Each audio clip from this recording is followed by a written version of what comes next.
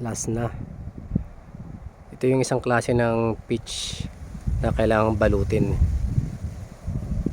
Binabalot to dahil hindi sa kanya pwede yung sobrang init ng araw. Dahil masyado malaki itong bunga na to. Pag nasobrahan, nagkakrak.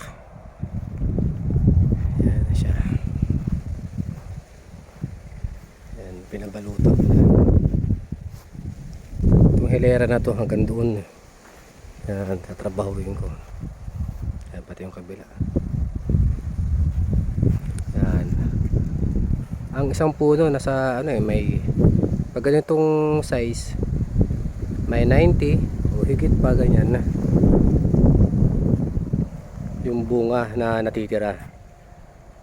Yan, nasa 90 yan o 100 sa dami ng bunga niyan, yan na lang matitira.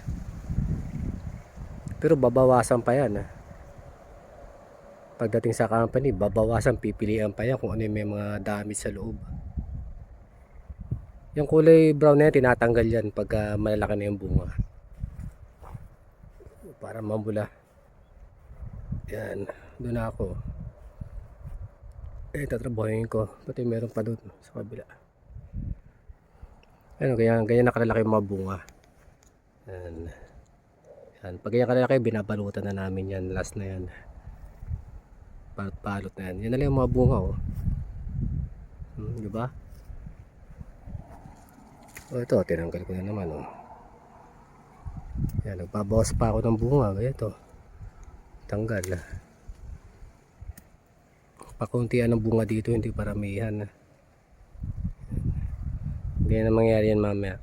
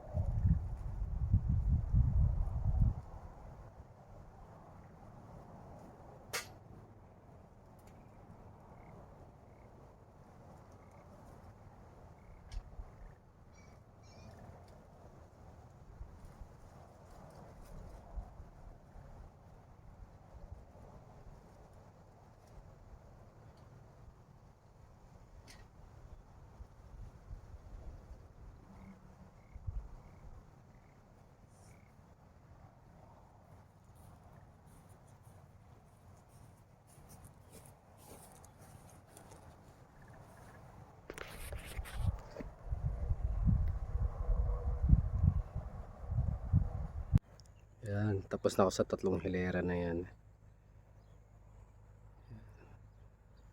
Ayan.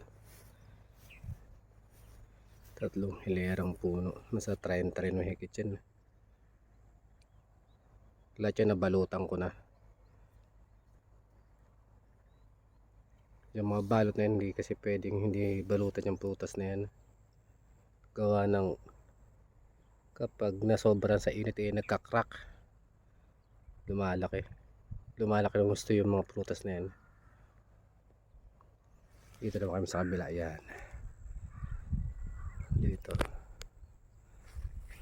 dito ako, doon ako sa kabila, tapos na. Sinaglit ko yun, 2 araw lang yun. Ito, dyan si Tito sa kabila.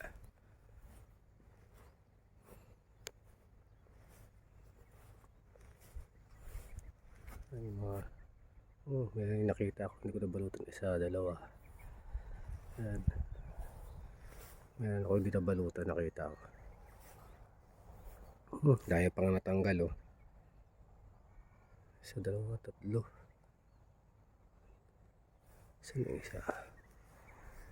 Ayun. Diyan naman siya sa kabila. Magamit siya ng makina. Hindi niya na kaya yung akit-akit baba na gamit yung hagdan yan. Yung makina na yan ginagamit niya. Itong mga to, yan, may mga ribbon na yan, yan ang mga babalutan. Yung dun banda hindi na kailangan balutan.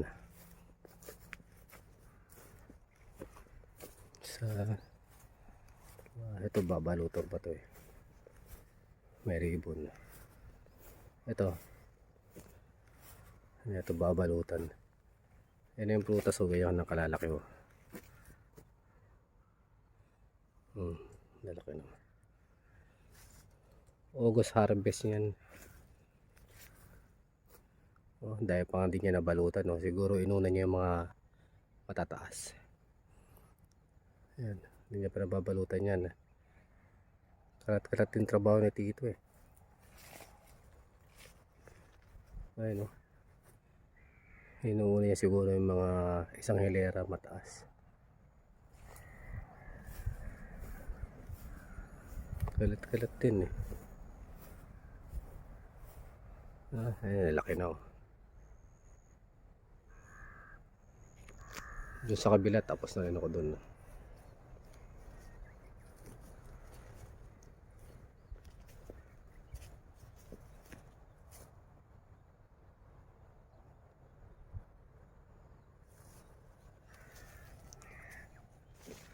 August, lalaki na itong mga to. Ako nagtrabaho niyan. Ibang lugar na to ako nagtrabaho. August, harabesa na yan.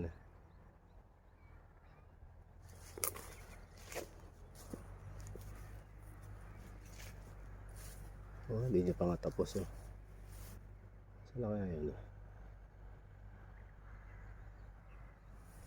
Dahil pang ginagawa.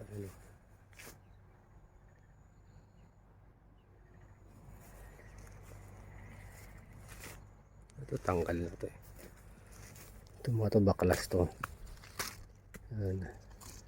Dire-diretso pa rin yung pagtatanggal namin ng bunga.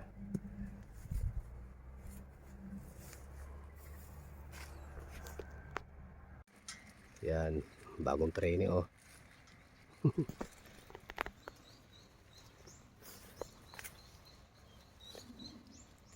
Dito na kami sa tapat ng bahay.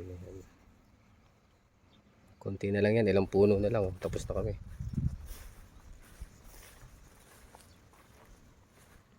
Yan na lang 1, 2, 3, 4.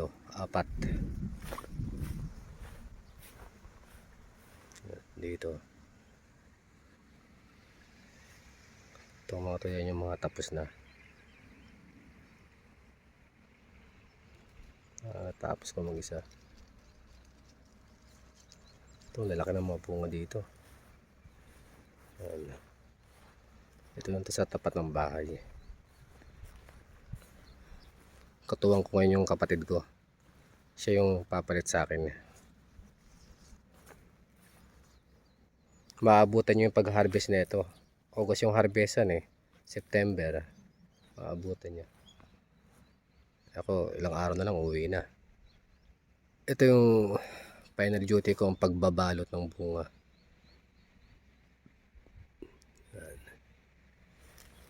Dami rin to dito. Malilit pa yung mga puno dito. 2020 lang to eh. 4 years pa lang sila. 4 to 5 years. Yung edad ng mga puno na to.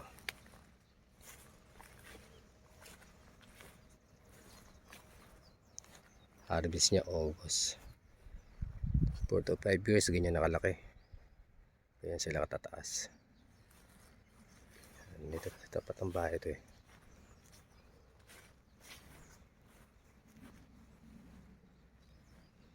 Yan. Pagkatapos tayo ng bunga, magbalot, na kami sa persimmon.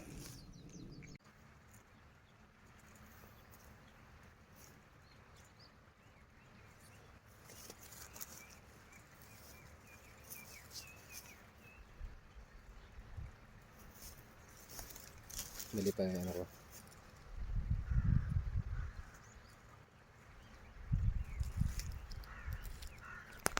Oo, mali pala yung video ko. Diretso na natin.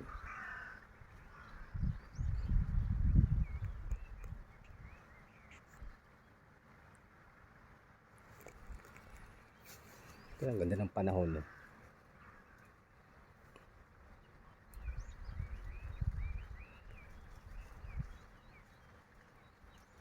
Ito mga puno ito, mga mabababa.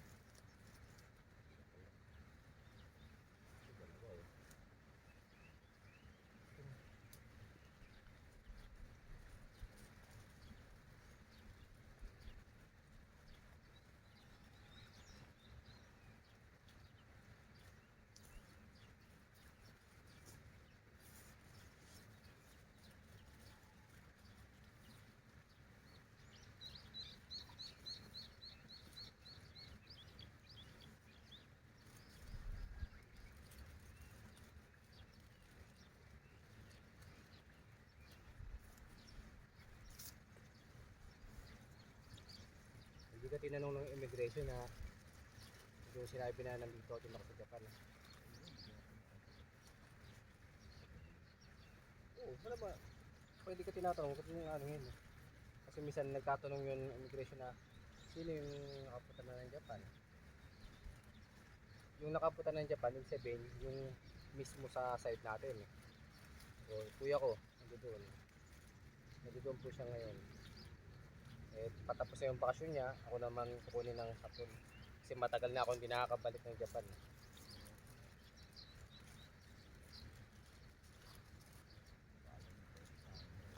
Sino kuya mo? Sino si Rodriguez? Siyempre, matiditik naman sa computer nila yan. Yun, nakarami yung balik na puto kasi gusto siya ng hapon.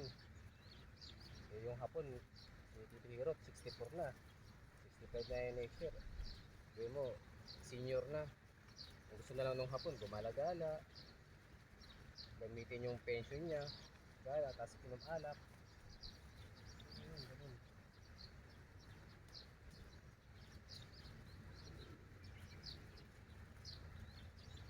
Gala-gala, pasyal-pasyal. Kasi yung isa ko, busy sa trabaho, walang kasama yung hapon sa pasyal. Yung hapon, lagi may kasama mga pasyal.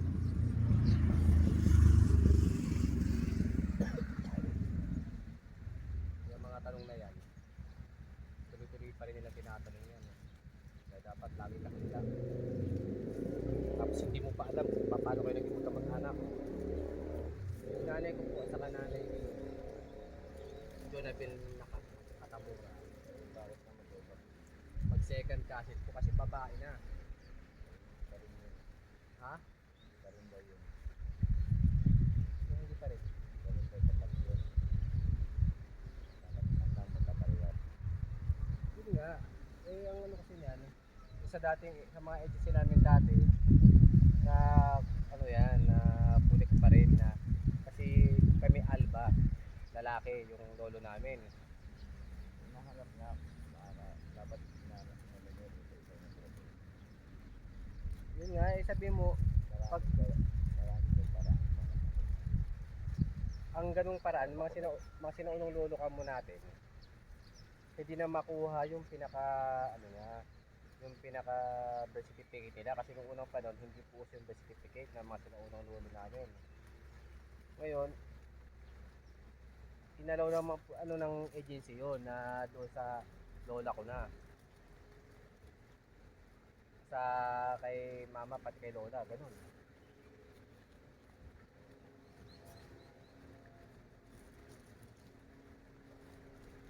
Kailangan niya. Yun nga, sabi mo ano yun, dati yun yung nating agency. Kaya ang hirap talaga pumunta dito pagka first time ka.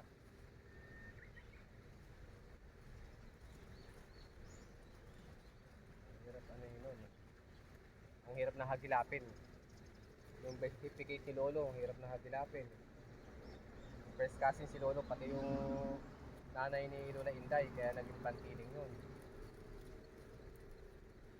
Abantiling, si Lolo Isong. Ano?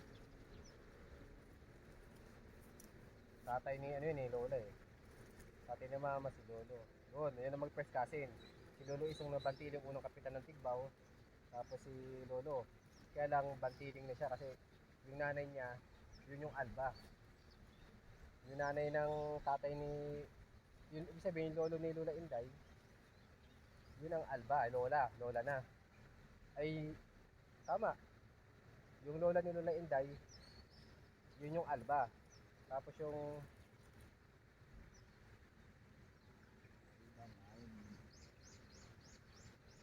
lolo ni Mama, yun yung Alba.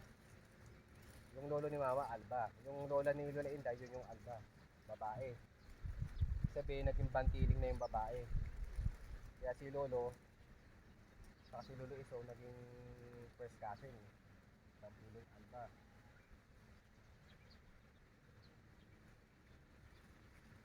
Ngayon ko nagtatanong agency. Eh, sa agency po kasi, inayos na po ng agency yung ano namin, yung pagkakailanlan namin. May ginawa din po family tree. Ganun. So, talaga, ano nang mapaliwanagan. Yung agency po, may ginawang family tree para ma-submit din sa immigration.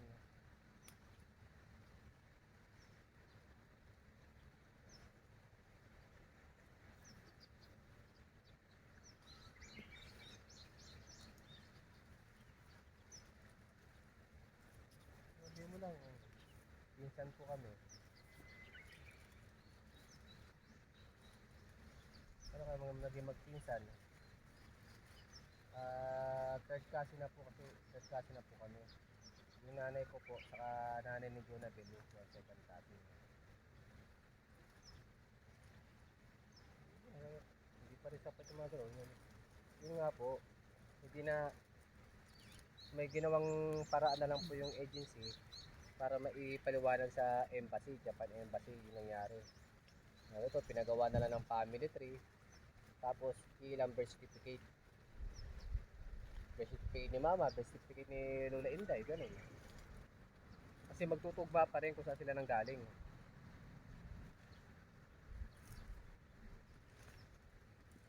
Kahit na birth certificate lang ni Lola, kasi may detalyado pa din sa ano ni Lola.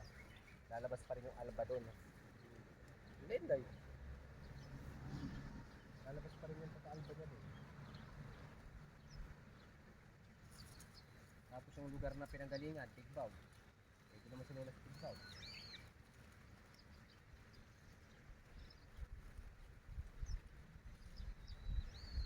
Dahil sa tagal po ng panahon, at saka nung unang panahon, mga hindi po usok ko yung gusto ko ano, gusto na kung ano.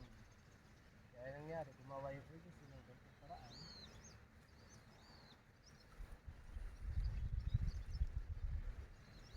Para mapaliwanan sa embassy. Gumawa na rin kami ng family tree.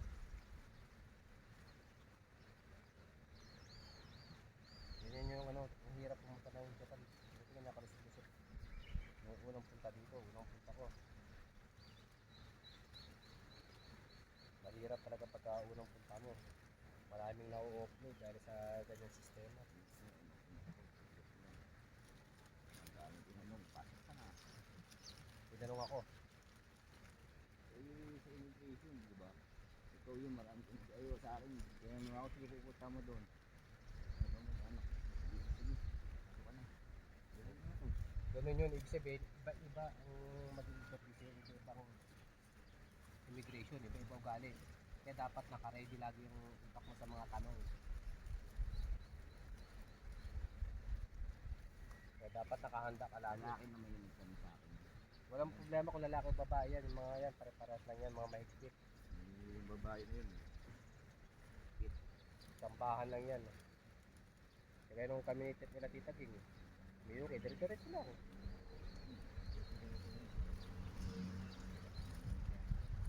Ito, yung huling tanong na naman sa akin, yung ano na yung pupuntahan mo. Hindi, nung ngayon, pagpunta ko, 17 tinanong pa rin ako. Hindi, May ID ka ba niya? Sabi ko, ito, yun lang. Hindi na ako tinanong na, paano kayo magpinsan? Kasi alam naman nila na nakarating na ako dito.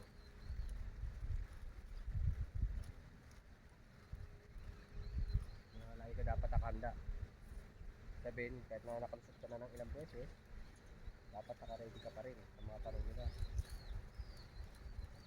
Kaya lagi mo ito yung utak sa mga ganyan tanong. Yung mga yan, nanguhuli yan. Kaya nga sinasabi sa'yo, dapat laging maaga doon. Di ba, maghintay ka ng 4 na oras doon sa boarding gate. Kasi yan ang aasahan mo dyan. Pagpasok mo ng check-in, abutin na ng oras. Yung immigration pinakamatagal kasi papahintayin ka pa, i-interviewin ka pa. Pagka hindi ka dyan ng immigration, dadalhin ka dun sa pinaka-interviewhan nila pag ano nila masakit sa atin. Yung ka interviewin, paano ka nakadalan. Ito po yung Facebook ng pizza ko. Tinignan niya. Sabi ko, wala akong load eh. Wala akong load dun ha. Wala akong kalaman ng panahon. O ito sa cellphone ko, yung babae na nag-interview sa akin, na sa parang opisina nila. Dito sa cellphone ko, ilagay mo yung Facebook mo. Ilagay mo yung Facebook mo. Pagka, ano, sabi ko, ito yung ano niya, Facebook ng pizza ko. Tinignan niya. Sige. Pumunta ka na doon, ikaw na lang hinihintay. O, diba? Nahuli na ako. Ako na lang hinihintay kasi 2 oras lang yung pagitan ko. Dapat 4 na oras yung ano mo, allowance mo pag pupunta ka ng airport. Kasi may mga ganyan pagkakataon. Naabutan ng oras. Kaya yung iba na-offload. Hindi na nakakapag ng reklamo. ano, nagawa. Wala. Hindi papalit eh. Balik ka lang. Talaga. Payagan ka pa makabalik. Kaya Tito Rani, di ba? Nagsabi na lang sa trabaho. Wala siya. Hindi na pwede yun. Malamang. Kukumpis kayo nila yung mga ano mo, pero bagong ano ka na naman. Apply visa.